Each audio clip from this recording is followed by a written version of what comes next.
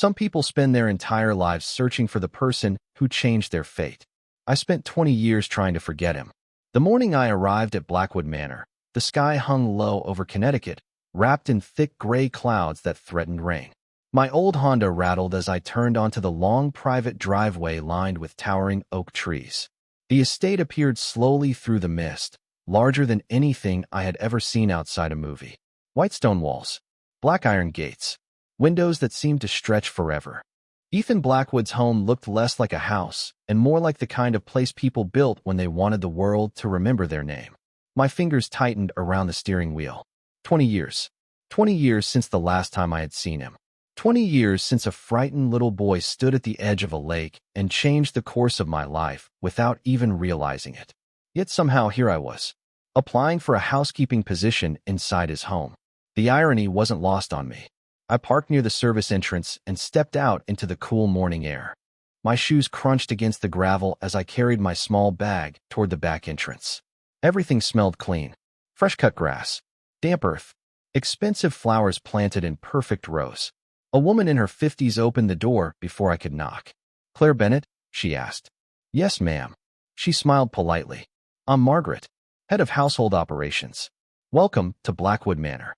I followed her through polished hallways that gleamed beneath crystal chandeliers. Every surface reflected wealth. Paintings covered the walls. Fresh flowers stood in tall glass vases. Even the silence felt expensive. Margaret explained schedules, responsibilities, and expectations as we walked. I listened carefully, but my attention drifted whenever we passed family photographs. Ethan's face appeared often, at charity events, business conferences, magazine covers. Older now, stronger, more controlled. Yet the eyes were exactly the same. Steel blue. Impossible to forget. My heartbeat quickened. He didn't know who I was. Not anymore. Why would he? To him, I had been nothing more than a girl from a summer long forgotten. To me, he had become the memory that never stopped following me. We stopped outside a massive library. Floor-to-ceiling bookshelves climbed toward a painted ceiling. Sunlight spilled through tall windows. And standing beside one of them was Ethan Blackwood himself. My breath caught instantly. He was taller than I expected. Broad shoulders, dark hair touched by the light. A navy suit that looked tailored perfectly to him.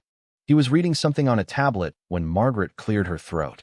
"Mr. Blackwood, this is Claire Bennett, our new housekeeper." Ethan looked up. For one terrifying second, his eyes met mine. The world seemed to pause. Every sound vanished. Every memory rushed back at once. The lake, the rain, the promise, the small silver necklace hanging around my neck beneath my uniform. He studied me briefly. Polite, professional, completely unaware. "Welcome to the team, Ms. Bennett," he said. His voice was calm and measured. "I hope you'll be happy here." Then he smiled faintly and returned his attention to the tablet. That was it. No recognition. No memory. Nothing. Yet as Margaret guided me away, I glanced back one final time. And for the briefest moment, Ethan looked up again. A strange expression crossed his face. Almost like confusion. Almost like recognition. As though some forgotten piece of his past had just walked through the door and he couldn't understand why it suddenly felt familiar. The rest of my first day passed in a blur of polished hallways, guest suites larger than my entire apartment, and endless instructions from Margaret. I nodded, smiled, and tried to focus, but my mind kept drifting back to the library. Back to Ethan. Back to the strange look that had crossed his face before I left. By late afternoon, rain finally began tapping softly against the tall windows. The sound followed me through the mansion like a distant memory. Most of the staff had finished their duties on the second floor when Margaret handed me a small list. "The East Wing is rarely used," she explained. "Just make sure everything is dusted and organized." I welcomed the assignment. Quiet work meant fewer chances of running into Ethan. Fewer chances of losing my composure. The East Wing felt different from the rest of the house. Older somehow. Less polished. More personal. Family portraits lined the walls.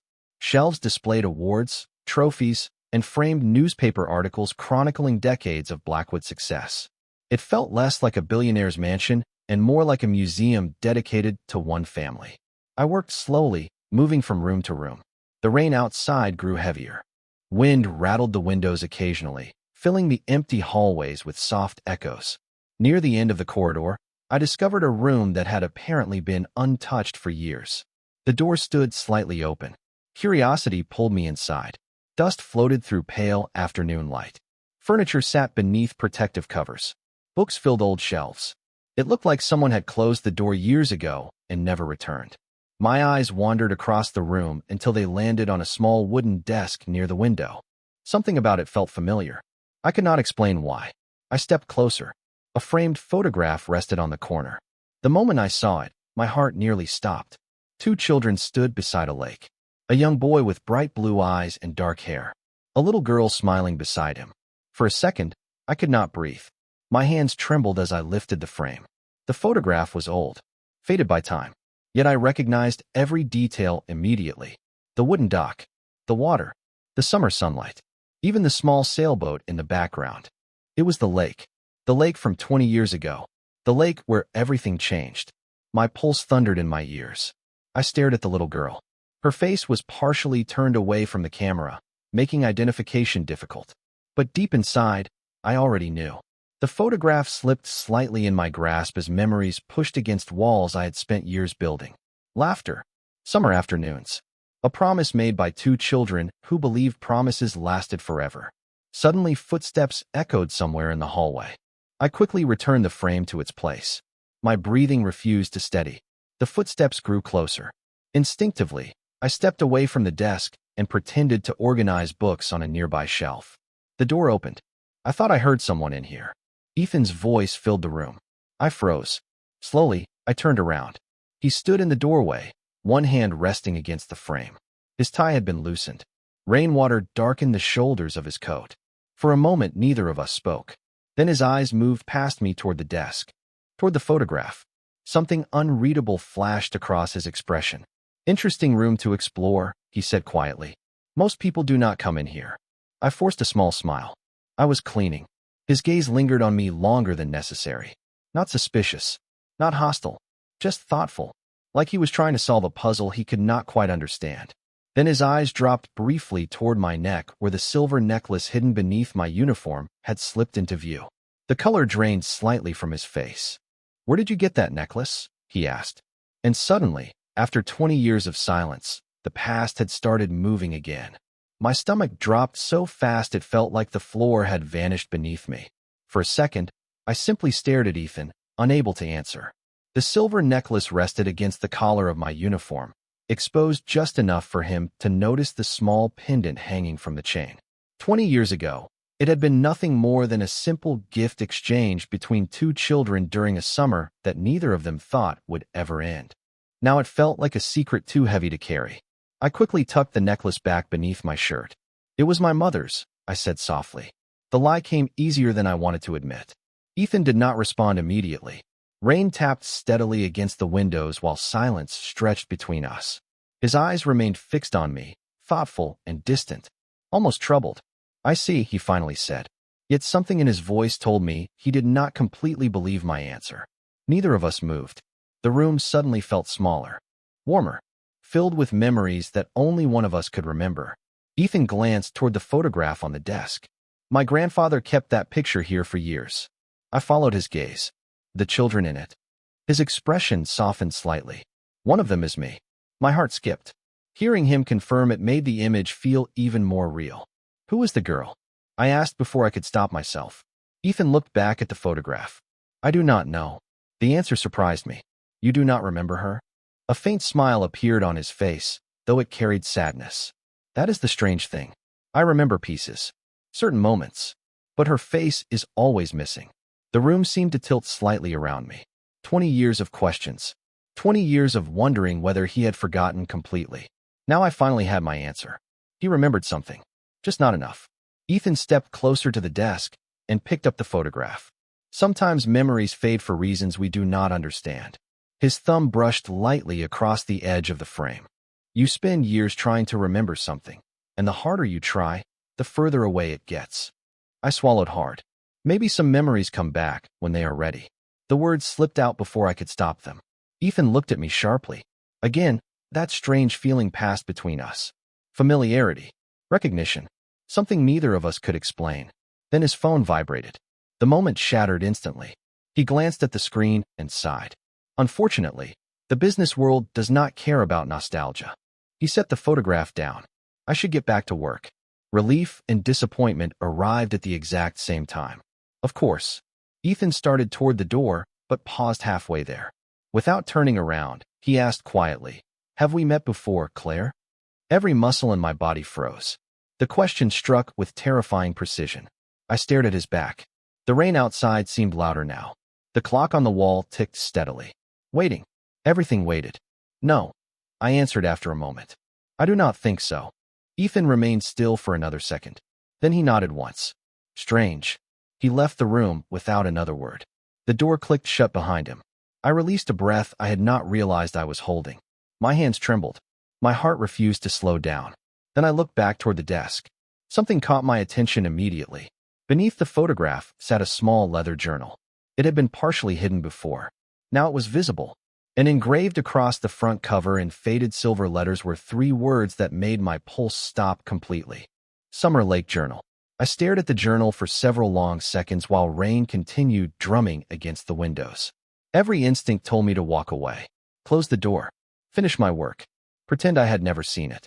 But another part of me, the part that had spent 20 years wondering what happened after that summer, refused to move. Slowly, I stepped closer to the desk. The worn leather cover showed signs of age. Someone had opened it countless times over the years. My fingertips hovered above it. Then I heard Margaret's voice somewhere far down the hallway. The sound startled me enough to pull my hand back immediately. This was not my journal, not my secret. Yet the questions inside me only grew louder. I left the room moments later, but the image of that journal followed me throughout the evening. By the time dinner service ended, darkness had settled over the estate. The storm outside showed no signs of stopping. Wind brushed against the windows while distant thunder rolled across the hills. Most of the staff retired to their quarters. I should have done the same. Instead, I found myself standing outside my room, unable to sleep. Memories rarely visited me this strongly. Usually they stayed buried, locked away. But tonight, everything felt closer. The lake, the dock, the photograph. Ethan's question, "Have we met before, Claire?" I closed my eyes. 20 years ago, he had asked me a different question, one I had never forgotten. Back then we were only children. The Blackwood family spent every summer at their lake house. My father worked as a caretaker on the property. Ethan hated being treated like the rich owner's son. I hated being reminded that my family barely had enough money to get by. Somehow none of that mattered when we were together.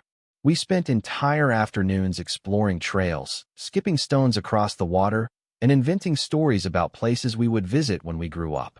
He once told me he wanted to build things that would last forever. I told him that forever was a very long time. He laughed and promised we would find out together. The memory hit so clearly that my chest tightened. I opened my eyes and looked out the small window beside my bed. Rain streaked across the glass. Somewhere beyond the darkness stood the main house. Somewhere inside it, Ethan Blackwood was probably working late as usual. Successful, respected, completely unaware that the girl from his childhood was living under the same roof. Or maybe not completely unaware. The thought lingered, because there had been something in his eyes earlier. Not recognition exactly. Something deeper, like a memory trying to wake up. The next morning arrived gray and cold. I reported for work just after 7. Margaret handed me a list of tasks before hurrying off to handle a delivery. I spent most of the morning organizing guest rooms until one of the kitchen staff approached me. "Mr. Blackwood asked for you." My heart skipped.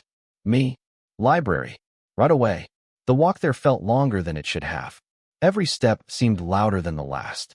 When I finally reached the library door, I paused briefly before knocking. Ethan's voice answered from inside. Calm. Controlled. "Come in." I opened the door. He sat behind a large desk covered with documents. Sunlight filtered through the tall windows behind him. For a moment, he simply watched me. Then he opened a drawer and placed something carefully on the desk between us. My breath caught instantly. It was the Summer Lake Journal. The sight of the journal instantly pulled every ounce of air from my lungs. I stood frozen near the door while Ethan rested one hand beside the worn leather cover. Sunlight reflected softly across the desk, illuminating faded silver letters that I knew far too well. I had not seen that journal in 20 years. Not since the summer everything changed. "Do you recognize it?" Ethan asked. His voice remained calm, but I could hear genuine curiosity beneath it. I forced myself to look away from the journal and meet his eyes. Should I? I asked carefully. Ethan leaned back slightly in his chair. Probably not. His gaze drifted toward the window. It belonged to me when I was a kid. Relief mixed with disappointment inside my chest. He still did not know, yet something told me he was getting closer. Ethan opened the journal slowly. The pages crackled with age. I found this a few weeks ago while going through storage boxes from my grandfather's estate. His fingers moved carefully across the paper. Most of it is nonsense. Drawings. Summer plans. Lists of places I wanted to visit. A faint smile touched his lips. The kind of things children write when they think the future will be simple. I swallowed. I remembered those pages. I remembered helping him draw maps of imaginary adventures. I remembered sitting beside him on the dock while he insisted one day he would build the tallest buildings in America.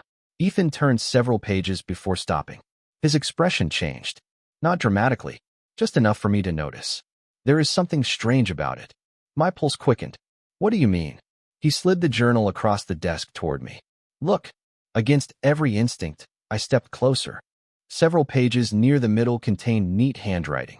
Children's handwriting. Ethan's handwriting. But dozens of lines had been erased over time. Names removed. Sentences scratched away until they became unreadable shadows. Only fragments remained. One line stood out immediately. My best friend promised she would never forget me. Another. We will come back to the lake next summer. Another.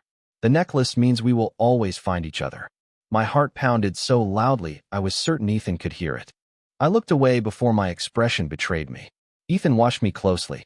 I do not remember writing those pages. People forget things, I said quietly. Not entire summers. The answer came so fast it surprised even him.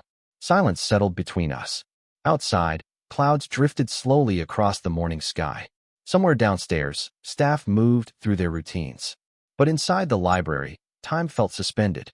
Ethan closed the journal and rubbed the back of his neck. For the past month, I have been having dreams. The confession seemed difficult for him. Nothing clear, just flashes.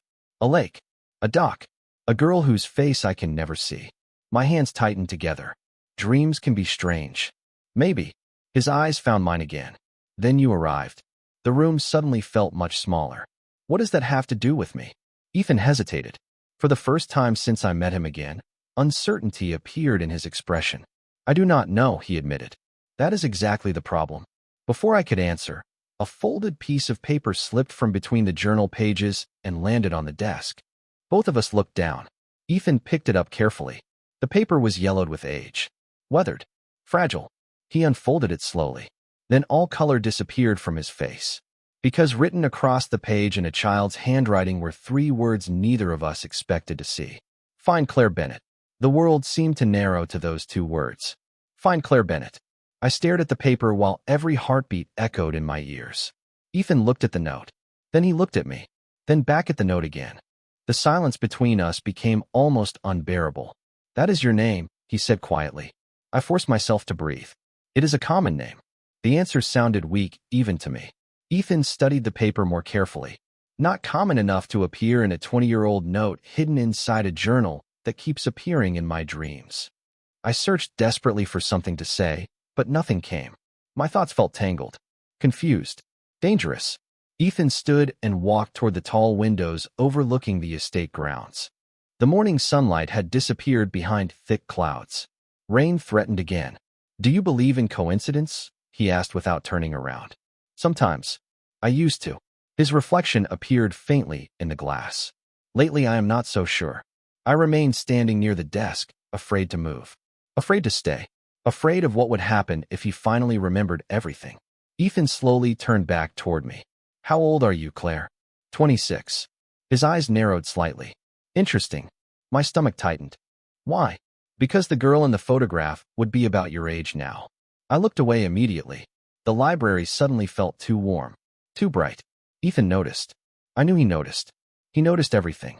That was probably how people built billion-dollar companies. They paid attention when everyone else looked away. His gaze softened unexpectedly. You look nervous. I laughed quietly. Most people would be nervous standing in their employer's office while being questioned. A faint smile touched his face. Fair point. For a moment, the tension eased. Then he picked up the note again. There is something else. My pulse jumped. Ethan opened the journal and flipped several pages. Near the back, a folded photograph slipped free. He caught it before it reached the floor. The picture was faded and damaged by time. Even from across the desk, I recognized it instantly. The lake. The old dock.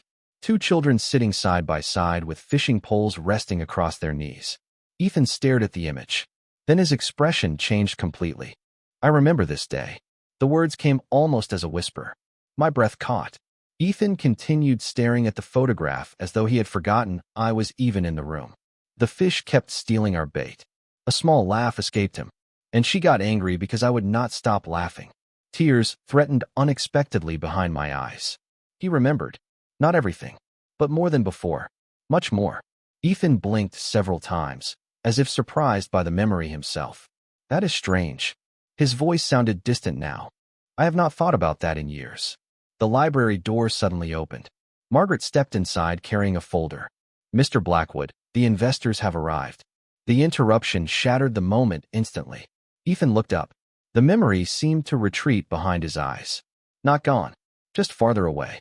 He glanced once more at the photograph before setting it carefully beside the journal. Thank you, Margaret.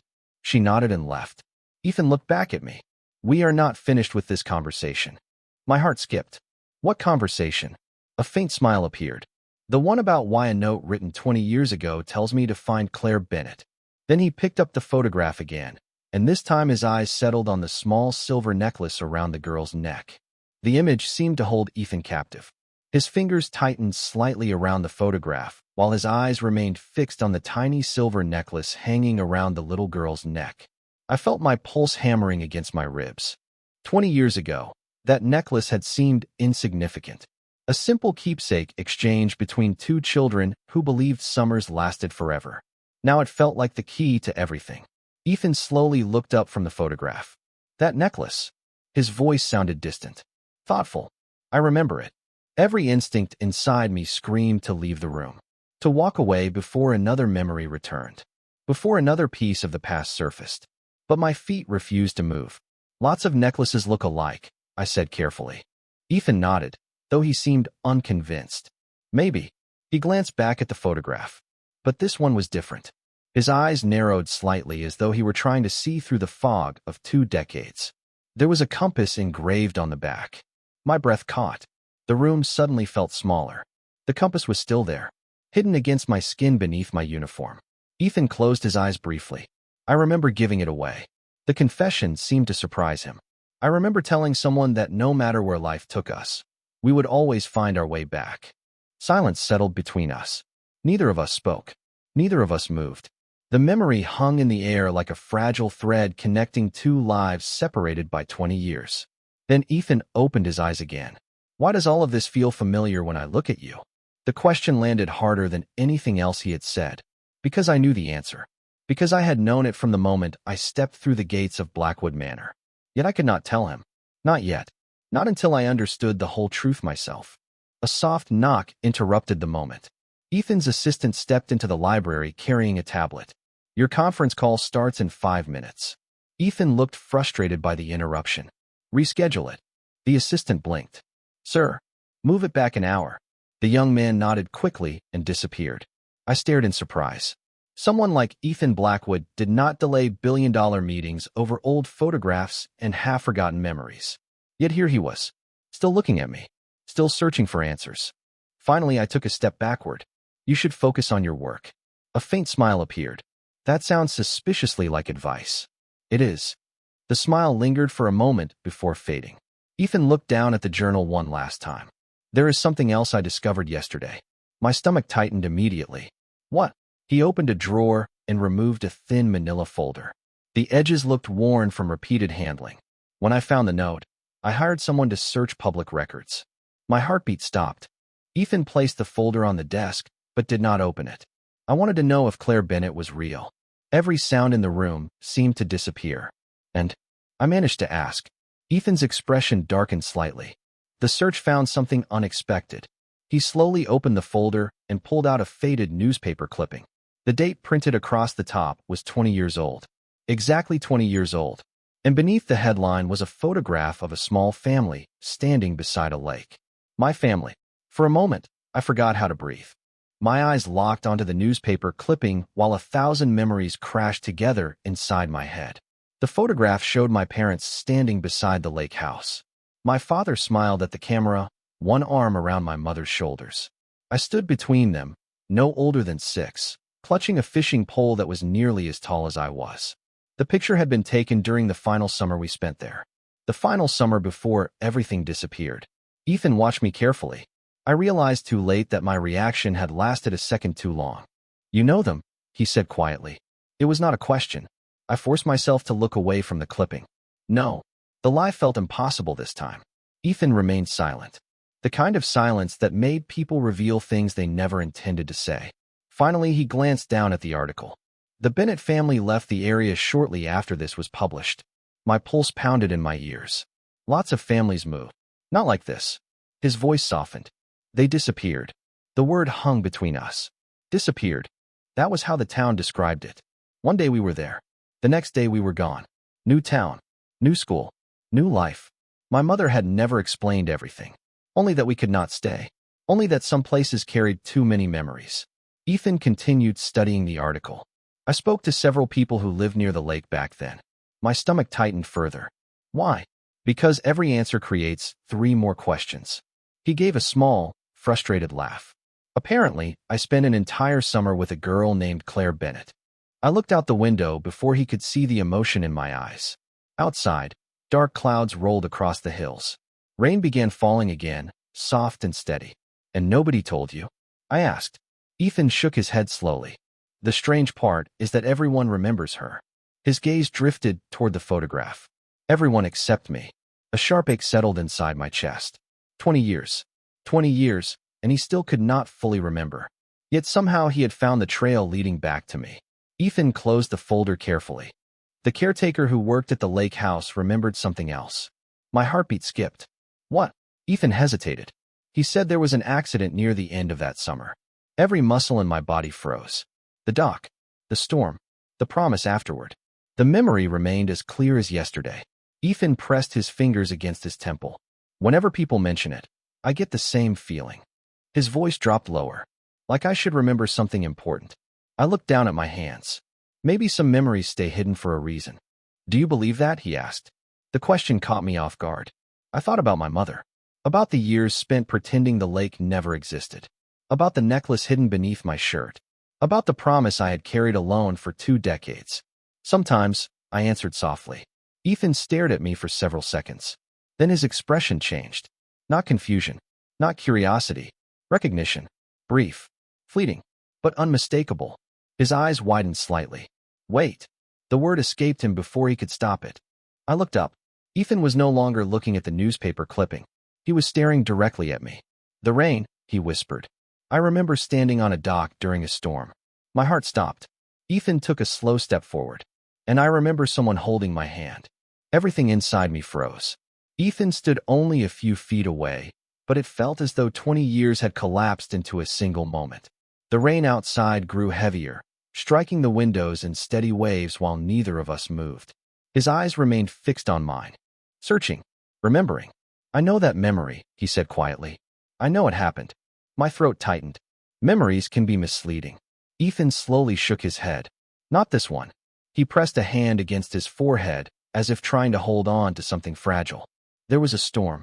The lake was rough. I was scared." His voice dropped lower. "And someone stayed with me." Every word landed directly on memories I had spent years hiding. I could still see that afternoon. Dark clouds rolling over the water. Wind tugging at our jackets.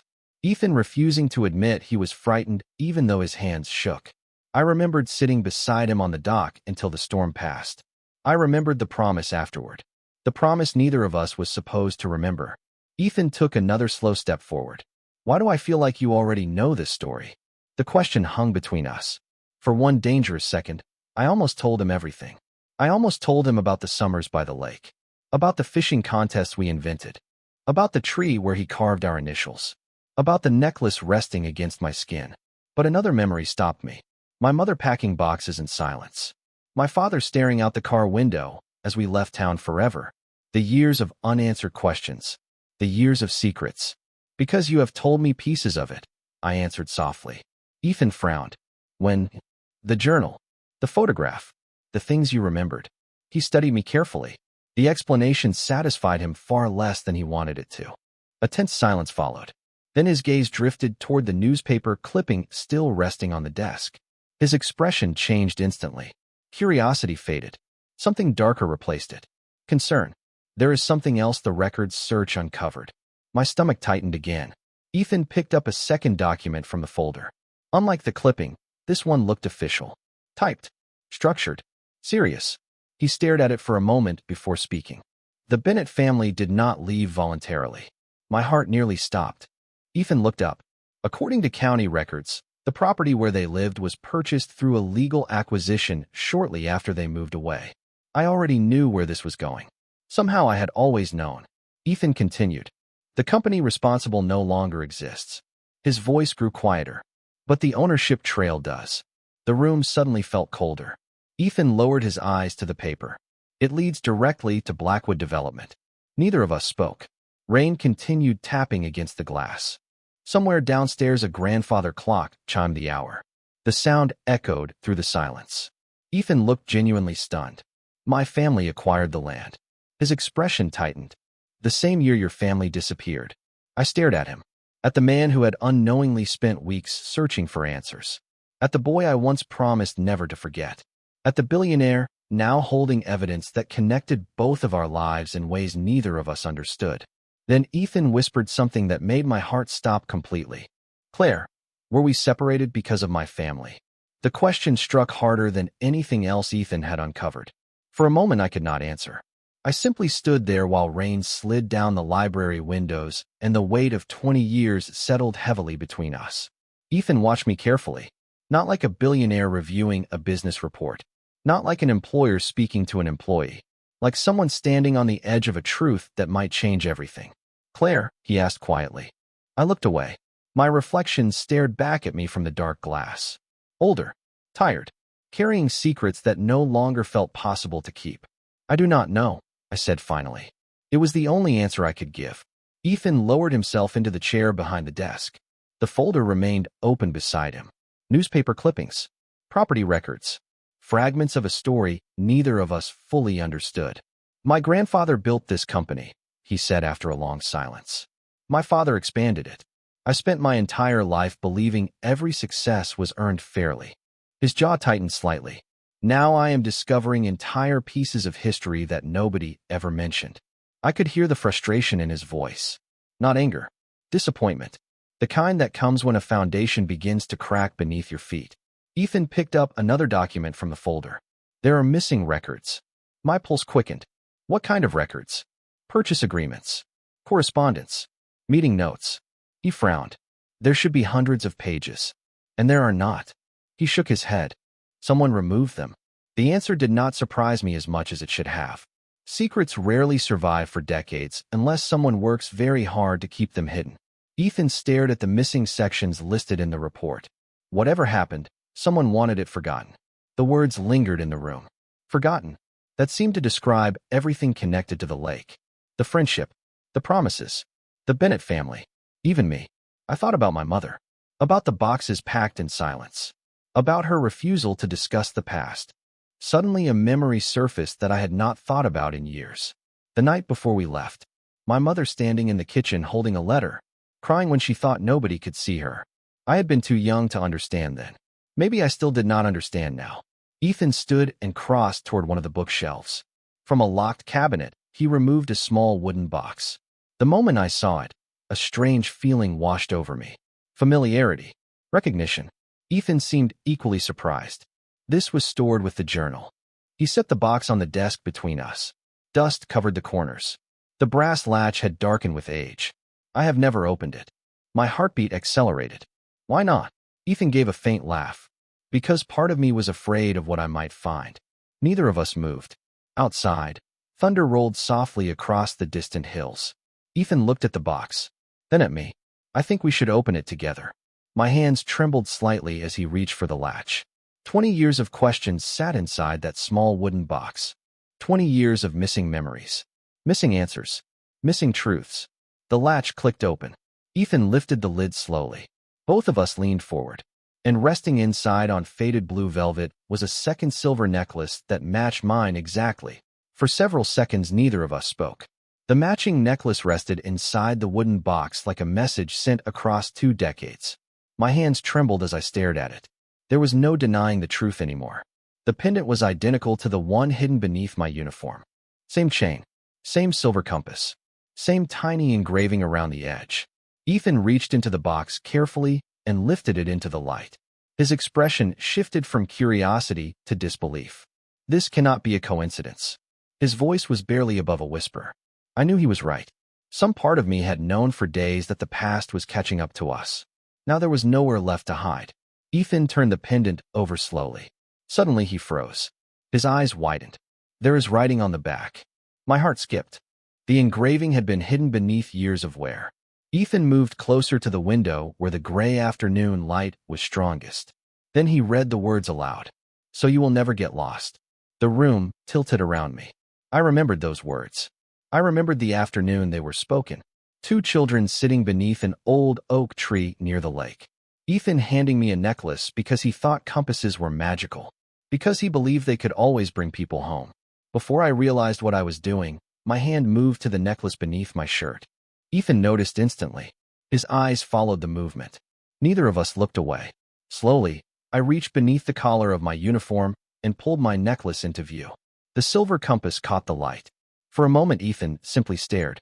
Then every remaining piece seemed to fall into place behind his eyes. The photograph, the journal, the note, the memories, the lake. His face lost all color. Claire. My name sounded different now. Softer.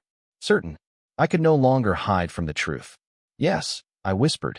Ethan looked at the necklace in my hand and then back at me. I watched recognition spread across his expression like sunlight breaking through clouds. It was you. The words were filled with wonder rather than accusation. You were the girl from the lake. 20 years of silence ended in a single sentence. Tears blurred my vision. I nodded slowly. Ethan sat down heavily in the nearest chair. Not because he was weak. Because the weight of memory had finally become real. He laughed once, quietly, almost in disbelief. I found you. My chest tightened painfully. You already found me once. Ethan looked up sharply. Another memory surfaced. I saw it happen in his eyes. The dock. The storm. The promise. The necklace. Suddenly, he remembered much more than before. His gaze dropped toward the folder of records still lying open across the desk. The warmth that had appeared moments earlier faded. Concern returned. Then sadness. Claire. His voice grew quieter. If my family caused yours to leave. He could not finish the sentence. He did not need to. We both understood. The answer we had searched for was finally within reach. Yet instead of relief, I felt fear. Because some truths heal old wounds. Others reopen them. And for the first time since arriving at Blackwood Manor, I realized that finding each other might be the easiest part of this story. The rest of that day passed like a dream I could not wake from. Every hallway inside Blackwood Manor felt different now. Every room carried echoes of memories that had finally found their way back into the light. Yet instead of peace, a strange sadness settled over both of us. The truth had brought answers. It had also brought new questions. By evening, the rain had stopped. Soft golden sunlight stretched across the estate for the first time in days. I was organizing fresh flowers in the main foyer when I heard footsteps behind me. I already knew who it was. Ethan had always walked with quiet confidence, even as a child. Some things never changed. Claire. I turned slowly. He looked exhausted. Not physically. Emotionally. Like someone who had spent an entire day carrying the weight of a life he never knew existed. Can we talk? He asked. I nodded. 20 minutes later, we sat on a stone bench overlooking the gardens. The air smelled of wet grass and blooming roses. For a while, neither of us spoke. We simply watched the sunset spread across the hills. Finally, Ethan broke the silence. I found more records. My stomach tightened. And he looked down at his hands. The acquisition happened 6 months after my grandfather took control of the development project near the lake. I waited. Ethan swallowed hard. Your father refused to sell. The words landed quietly but heavily. There was a legal dispute. I closed my eyes. Pieces of old conversations suddenly made sense. The arguments I overheard as a child. My mother's worried expression. The letters arriving in the mailbox. Ethan continued. Eventually, the project moved forward anyway. His voice grew softer. Your family lost the property. For a long moment, neither of us spoke. The evening breeze moved gently through the trees. Somewhere in the distance, birds called to one another before settling for the night. Ethan stared at the horizon. I spent years believing my family's success only created opportunities. A bitter smile touched his lips. Now I am learning it also created consequences. I looked at him carefully. You were a child. He shook his head. That does not make it easier. The honesty in his voice surprised me. Most people would have defended themselves, explained it away. Ethan did neither. He simply accepted the truth. After a long silence, he reached into his jacket pocket and handed me a folded document. I opened it slowly. My eyes widened immediately. It was a property transfer agreement, signed that very afternoon. Ethan. He looked away. The company still owns part of the original land. My heart raced. What are you saying? I am saying it belongs to your family. The words seemed impossible. You cannot just give away lakefront property. A faint smile appeared. Apparently I can. Emotion tightened my throat. For 20 years my family had carried the loss. The unanswered questions. The feeling that something had been taken and never returned. Yet here sat the one person who could have ignored all of it. Instead he chose to make it right. Ethan looked toward the fading sunset. I cannot change the past. His voice was quiet. But I can take responsibility for what comes next. My eyes filled with tears. Not because of the land. Not because of the documents. But because the little boy who once promised he would never forget me had grown into a man determined to repair what he did not break. And for the first time in 20 years, the future felt more important than the past. 3 weeks later, I stood at the edge of the lake for the first time in 20 years. The water stretched beneath the afternoon sun exactly as I remembered it. Small waves rolled gently toward the shore. The old dock had been rebuilt, but the feeling remained the same. Some places hold memories so tightly that time cannot erase them. The air smelled of pine trees and fresh water. A soft breeze moved across the surface of the lake, carrying echoes of summers long gone. I closed my eyes and listened. Somewhere in those sounds lived 2 children who believed friendship could last forever. Footsteps approached behind me. I smiled before I even turned around. Ethan stopped beside me and looked out across the water. Neither of us spoke immediately. Words felt unnecessary. We had spent weeks uncovering truths hidden for decades. We had found old records, old letters, old photographs, enough pieces to finally understand what happened. The dispute between our families had never been personal. It had been business, ambition, decisions made by adults who never imagined the consequences would follow 2 children for the next 20 years. The missing records had eventually revealed everything. The secrecy, the misunderstandings, the reasons my parents left. Knowing the truth did not erase the pain, but it allowed it to heal. Ethan slipped his hands into his pockets and laughed softly. You know what I remember most? I glanced at him. What? His smile widened. You cheated during fishing contests. I laughed for the first time in what felt like forever. I did not cheat. You absolutely cheated. I was better than you. Impossible.